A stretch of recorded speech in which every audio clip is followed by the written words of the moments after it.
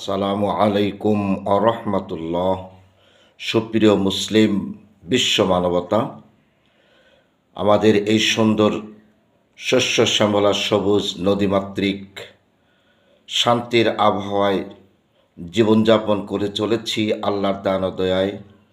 সোনার বাংলাদেশ, এদেশে হাজার হাজার হেফজখানা মাদ্রাসা, যেখানে আপনাদের সকলের সম্পৃক্ততা, আন্তরিকতা, হৃদ্রতা, দান সদকা সব কিছুই ঠিক আছে।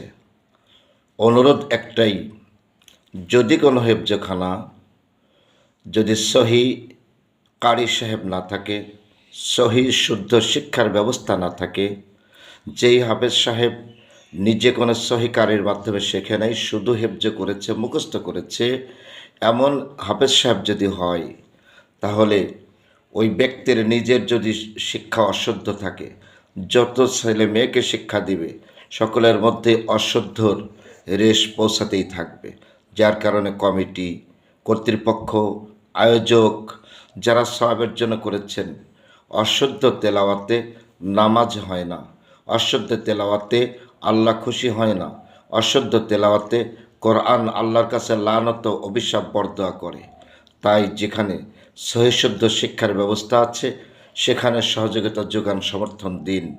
আর যেখানে শুদ্ধতার বালাই নাই সেখানে আপনি যত ভালো নিয়তেই করেন, সওয়াবের আশা করাই বৃথা।